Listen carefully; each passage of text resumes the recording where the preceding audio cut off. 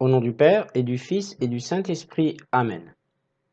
Je crois en un seul Dieu, le Père Tout-Puissant, Créateur du ciel et de la terre, de l'univers visible et invisible. Je crois en un seul Seigneur Jésus-Christ, le Fils unique de Dieu, né du Père avant tous les siècles. Il est Dieu, né de Dieu, lumière née de la lumière, vrai Dieu, né du vrai Dieu, engendré, non pas créé, de même nature que le Père, et par lui tout a été fait. Pour nous les hommes et pour notre salut, il descendit du ciel. Par l'Esprit Saint, il a pris chair de la Vierge Marie et s'est fait homme. Crucifié pour nous sous Ponce Pilate, il souffrit sa passion et fut mis au tombeau. Il ressuscita le troisième jour conformément aux Écritures. Et il monta au ciel. Il est assis à la droite du Père. Il reviendra dans la gloire pour juger les vivants et les morts. Et son règne n'aura pas de fin. Je crois en l'Esprit Saint qui est Seigneur et qui donne la vie. Il procède du Père et du Fils. Avec le Père et le Fils, il reçoit même adoration et même gloire. Il a parlé par les prophètes. Je crois en l'Église, une, sainte, catholique et apostolique. Je reconnais un seul baptême pour le pardon des péchés. J'attends la résurrection des morts et la vie du monde à venir. Amen. Notre Père qui es aux cieux, que ton nom soit sanctifié, que ton règne vienne, que ta volonté soit faite sur la terre comme au ciel. Donne-nous aujourd'hui notre pain de ce jour. Pardonne-nous nos offenses comme nous pardonnons aussi à ceux qui nous ont offensés. Et ne nous laisse pas entrer en tentation, mais délivre-nous du mal. Amen. Je vous salue, Marie, pleine de grâce. Le Seigneur est avec vous. Vous êtes bénie entre toutes les femmes, et Jésus, le fruit de vos entrailles, est béni. Sainte Marie, Mère de Dieu, priez pour nous, pauvres pécheurs, maintenant et à l'heure de notre mort. Amen. Père éternel, je t'offre le corps et le sang, l'âme et la divinité de ton Fils bien-aimé, notre Seigneur Jésus-Christ, en réparation de nos péchés et de ceux du monde entier. Par sa douloureuse passion, sois miséricordieux pour nous et pour le monde entier. Par sa douloureuse passion, sois miséricordieux pour nous et pour le monde entier. Par sa douloureuse passion, sois miséricordieux pour nous et pour le monde entier. Par sa douloureuse passion, sois miséricordieux pour nous et pour le monde entier. Par sa douloureuse passion, sois miséricordieux pour nous et pour le monde entier. Par sa douloureuse passion, sois miséricordieux pour nous et pour le monde entier. Par sa douloureuse passion, sois miséricordieux pour nous et pour le monde entier. Par sa douloureuse passion, sois miséricordieux pour nous et pour le monde entier. Par sa douloureuse passion, sois miséricordieux pour nous et pour le monde entier. Par sa douloureuse passion, sois miséricordieux pour nous et pour le monde entier. Père éternel, je t'offre le corps et le sang, l'âme et la divinité de ton Fils bien-aimé, notre Seigneur Jésus-Christ, en réparation de nos péchés et de ceux du monde entier. Par sa douloureuse passion, sois miséricordieux pour nous et pour le monde entier. Par sa douloureuse passion, sois miséricordieux pour nous et pour le monde entier. Par sa douloureuse passion, sois miséricordieux pour nous et pour le monde entier. Par sa douloureuse passion, sois miséricordieux pour nous et pour le monde entier. Par sa douloureuse passion, sois miséricordieux pour nous et pour le monde entier. Par sa douloureuse passion, sois miséricordieux pour nous et pour le monde entier. Par sa douloureuse passion, sois miséricordieux pour nous et pour le monde entier. Par sa douloureuse passion, sois miséricordieux pour nous et pour le monde entier. Par sa douloureuse passion, sois miséricordieux pour nous et pour le monde entier. Père éternel, je t'offre le corps et le sang, l'âme et la divinité de ton Fils bien-aimé, notre Seigneur Jésus-Christ, en réparation de nos péchés et de ceux du monde entier. Par sa douloureuse passion, sois miséricordieux pour nous et pour le monde entier. Par sa douloureuse passion, sois miséricordieux pour nous et pour le monde entier. Par sa douloureuse passion, sois miséricordieux pour nous et pour le monde entier. Par sa douloureuse passion, sois miséricordieux pour nous et pour le monde entier. Par sa douloureuse passion, sois miséricordieux pour nous et pour le monde entier. Par sa douloureuse passion, sois miséricordieux pour nous et pour le monde entier. Par sa douloureuse passion, sois miséricordieux pour nous et pour le monde entier. Par sa douloureuse passion, sois miséricordieux pour nous et pour le monde entier. Par sa douloureuse passion, sois miséricordieux pour nous et pour le monde entier. Par sa douloureuse passion, sois miséricordieux pour nous et pour le monde entier. Père éternel, je t'offre le corps et le sang, l'âme et la divinité de ton Fils bien-aimé, notre Seigneur Jésus-Christ, en réparation de nos péchés et de ceux du monde entier. Par sa douloureuse passion, sois miséricordieux pour nous et pour le monde entier. Par sa douloureuse passion, sois miséricordieux pour nous et pour le monde entier. Par sa douloureuse passion, sois miséricordieux pour nous et pour le monde entier. Par sa douloureuse passion, sois miséricordieux pour nous et pour le monde entier. Par sa douloureuse passion, sois miséricordieux pour nous et pour le monde entier. Par sa douloureuse passion, sois miséricordieux pour nous et pour le monde entier. Par sa douloureuse passion, sois miséricordieux pour nous et pour le monde entier. Par sa douloureuse passion, sois miséricordieux pour nous et pour le monde entier. Par sa douloureuse passion, sois miséricordieux pour nous et pour le monde entier. Par sa douloureuse passion, sois miséricordieux pour nous et pour le monde entier. Père éternel, je t'offre le corps et le sang, l'âme et la divinité de ton Fils bien-aimé, notre Seigneur Jésus, en réparation de nos péchés et de ceux du monde entier. Par sa douloureuse passion, sois miséricordieux pour nous et pour le monde entier. Par sa douloureuse passion, sois miséricordieux pour nous et pour le monde entier. Par sa douloureuse passion, sois miséricordieux pour nous et pour le monde entier. Par sa douloureuse passion, sois miséricordieux pour nous et pour le monde entier. Par sa douloureuse passion, sois miséricordieux pour nous et pour le monde entier. Par sa douloureuse passion, sois miséricordieux pour nous et pour le monde entier. Par sa douloureuse passion, sois miséricordieux pour nous et pour le monde entier. Par sa douloureuse passion, sois miséricordieux pour nous et pour le monde entier. Par sa douloureuse passion, sois miséricordieux pour nous et pour le monde entier. Par sa douloureuse passion, sois miséricordieux pour nous et pour le monde entier. Par sa douloureuse passion, sois miséricordieux pour nous et pour le monde entier. Dieu saint, Dieu fort, Dieu éternel, prends pitié de nous et du monde entier. Dieu saint, Dieu fort, Dieu éternel, prends pitié de nous et du monde entier. Dieu saint, Dieu fort, Dieu éternel, prends pitié de nous et du monde entier. Aujourd'hui, le 9e et dernier jour de cette neuvaine à la miséricorde divine, avec sur une idée originale, on va dire, que j'ai eue. Quand je dis originale, ça veut dire dont je suis l'origine, hein. C'est de mettre la parole de Dieu dans à partir du 2e jour, je crois, je l'ai fait, la parole de Dieu que je prends dans le Magnificat, donc qui est une parole de façon qui est commun à tous, que l'on peut retrouver partout. Mais avant cela, donc, nous allons dire la prière du 9e jour à la miséricorde divine. En l'occurrence, prions pour les âmes tièdes. Très compatissant Jésus, qui n'est que pitié, je fais entrer dans la demeure de ton cœur très compatissant les âmes froides, que dans ce feu de ton pur amour se réchauffent ces âmes glacées qui ressemblent à des cadavres et t'emplissent d'un tel dégoût. Ô très compatissant Jésus, use de la toute-puissance de ta miséricorde et attire-les dans le brasier même de ton amour et donne-leur l'amour divin, car tu peux tout.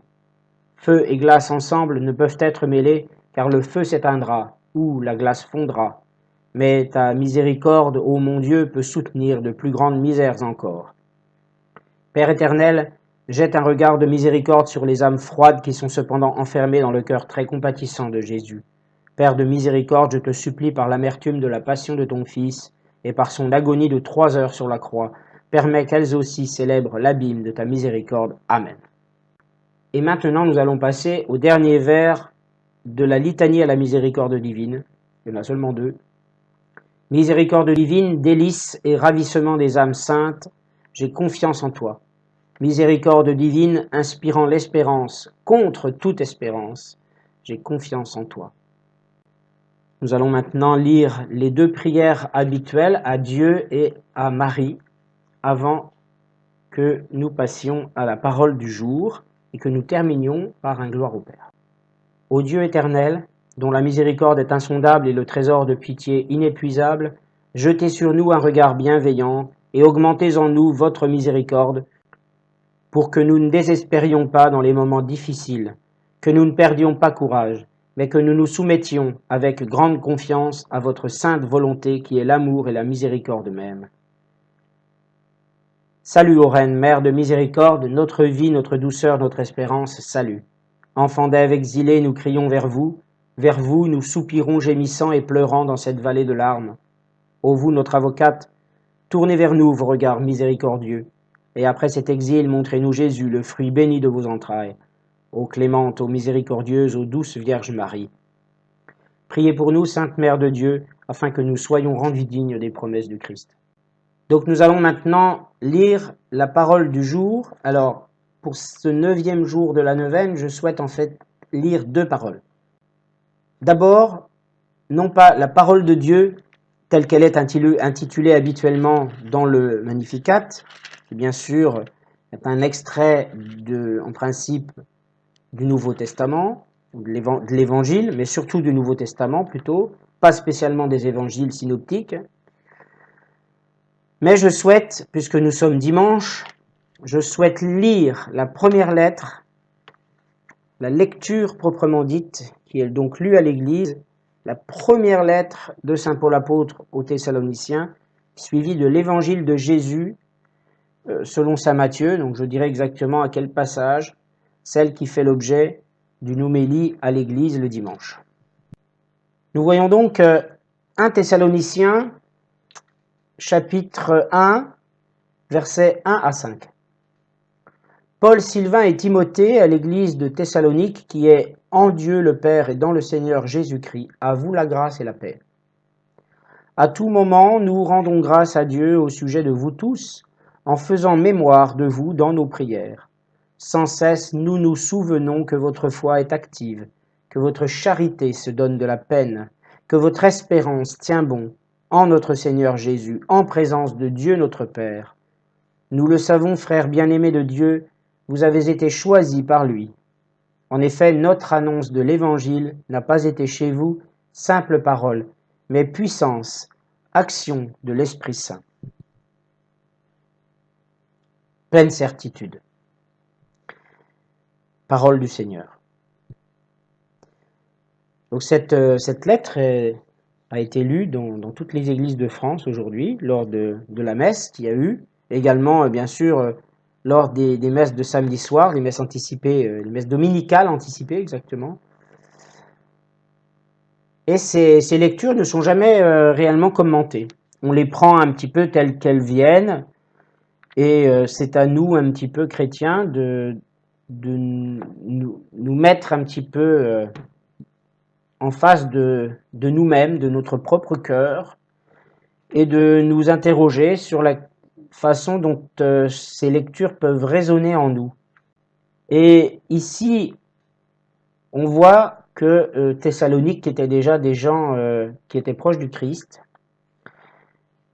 et nous, chrétiens, plus ou moins fervents, qui sont fidèles à beaucoup de choses, à une pratique assidue, bien sûr, de la foi, eh bien, nous voyons plusieurs choses. Si le Christ choisit les gens de Thessalonique, c'est qu'il sait que leur foi est vouée à ne pas dormir. Leur foi est vouée tout simplement à ne pas être passive, mais au contraire à être active. Mais comment est-elle active? Dans la charité. La charité, c'est une manière de dire l'amour en général. On est charitable avec les gens, c'est-à-dire que on les aime. On peut aussi les aider, mais on les aime. La charité, aujourd'hui, dans notre société, a tendance à se rétrécir son sens, du style, on donne l'aumône, et puis ça, on fait la charité.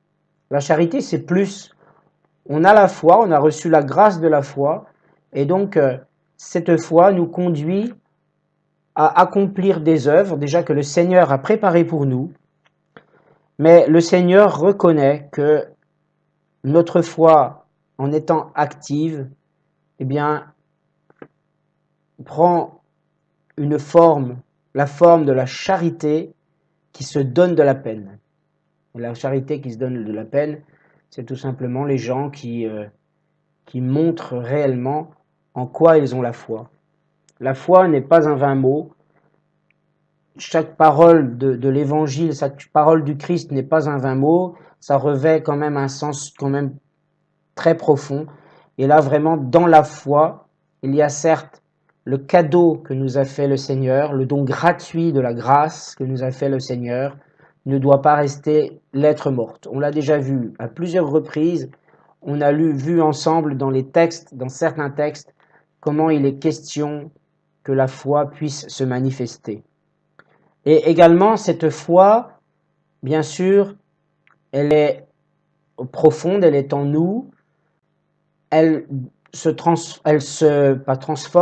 manifeste à travers l'amour, mais bien sûr, également, elle prend la forme également de l'espérance. Nous avons la foi, donc nous espérons dans notre Seigneur Jésus. Nous espérons dans ses grâces et nous espérons dans son retour sur terre dans la gloire. Et si Jésus a choisi ces gens-là, c'est qu'il savait de toute façon qu'ils agiraient ainsi, que la foi ne serait pas simplement dans les cœurs des uns et des autres, un acquis et qui soit bien sûr démuni de toute œuvre, démuni de tout acte, qui montre justement cette foi, qui la dispense autour d'eux.